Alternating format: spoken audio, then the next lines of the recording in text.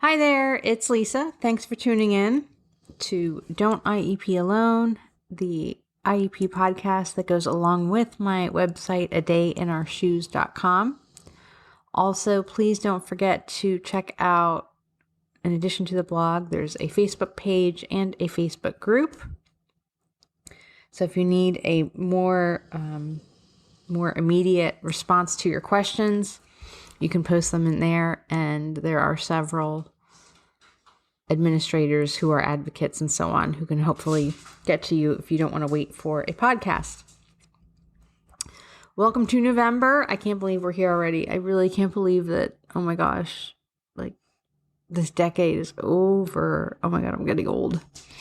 I just remember when I was little, like when it's the year 2000, I'm going to be 30, and you think that's so old because you're a little kid. And now here we are, like, oh my God, it's going to be 2020. I'm way past 30. So anyway, welcome to November. I hope that you are getting ready to get into the holiday spirit. Hope things are going well for you. I'm going to answer a reader or listener question today. This is for Sebastian's mom in Texas. So hello to you. This is also a question, and I will post the links in the podcast as I always do. This is a question that I know that I have answered at least twice in the blog, but it comes up a lot and it is still largely misunderstood. So I'm going to talk about it again. And that is, her question is just one sentence. Can the child's disability affect educational placement? And so that's the question. So yes, I want to talk about placement a little bit because it is largely misunderstood, and it's really not based on disability and diagnosis per se. So I want to get into that. So let's review quick. If you've been around me long enough, you know that I lecture parents on how the IEP process is outlined. IDEA actually defines, it's a very well-defined process as far as developing an IEP and what you're supposed to do as an IEP team and as a school. The first thing that gets done is the evaluations. And remember that they're supposed to, or they have to, evaluate in all areas of suspected disability. So if they don't suspect it, bring it to their attention. From evaluations, you get your evaluation reports and you develop the present levels section of the IEP, most important part of the IEP, because that is the section that drives the rest of the IEP as far as what takes place.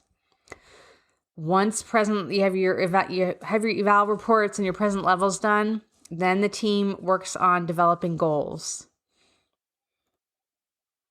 based upon what it says in present levels. After you have all the goals that you think the child needs and can accomplish in a year's time, you put in the supports and services to help the child reach those goals.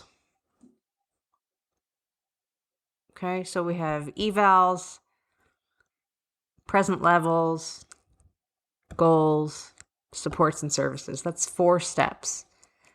Now we are at placement. Got it? Placement is last.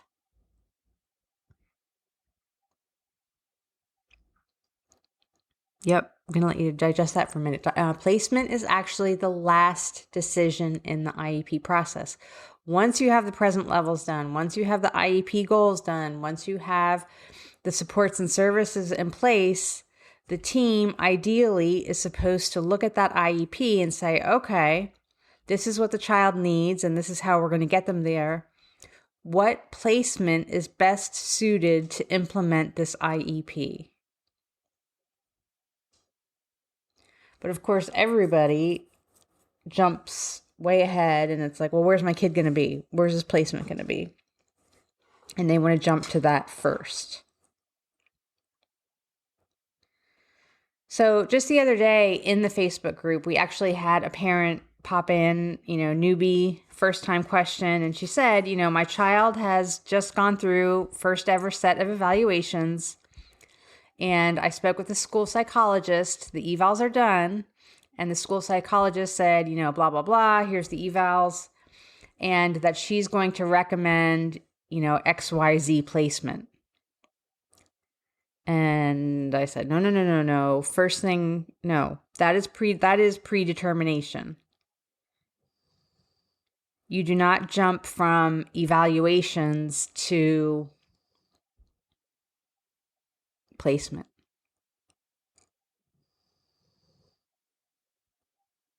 Okay. How do you know the placement's correct if you don't know what supports and service? You haven't defined the goals and the need or the supports and services yet, so you don't even know if that placement can provide the supports and services that a child needs.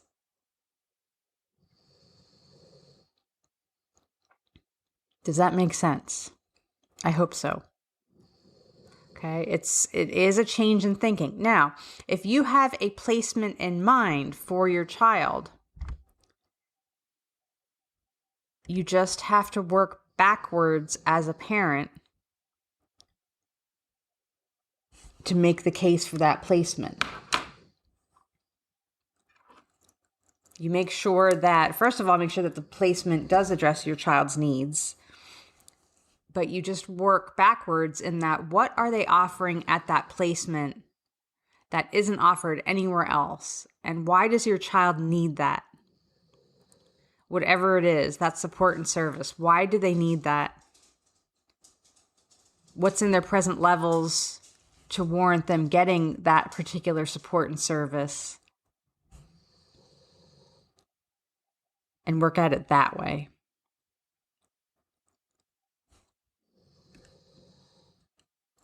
I hope that makes sense.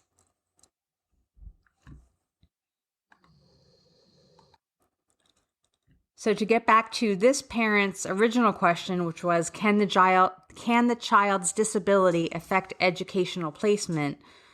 Yeah, I mean, the short answer is yes, that the disability is going to affect the evaluations, and then the evaluations are going to affect what goals they get and supports and services and so on. However, it's not, we're just trying to get away from that 1970s thinking of when IDEA was first enacted, and it was like, okay, all kids with Down syndrome go to life skills, right? And that's what happened. If you were a kid in the 70s, heck, even if you're a kid today, with Down syndrome, parents, this, that your kids you have to fight really hard to not get them pigeonholed into, okay, they go into life skills. That's not how it works. Diagnosis does not drive anything on an IEP.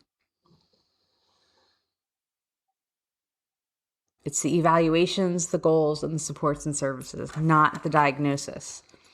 So, I mean, is it going to affect their educational placement? Well, yeah. I mean, if the disability is a part of who they are, and who they are is hopefully what is defined on the IEP. But no, you don't just look at a diagnosis per se of a disability and then determine, okay, that's the placement. Because that happens particularly, I think, with intellectually disabled kids still. There's a lot of that not being given a chance in the gen ed and so on. So anyway, if that is happening, as always, read your procedural safeguards, refer to them, ask for things on a PWN. Or you can argue LRE, least restrictive environment, if that's what you're going for. And I wish you luck in your endeavors. That's it for today. Again, I have 2 blog posts on this if you need more information, or join the Facebook group. You can always go to adayinourshoes.com, take a look over there. And thanks for listening. Have a great day.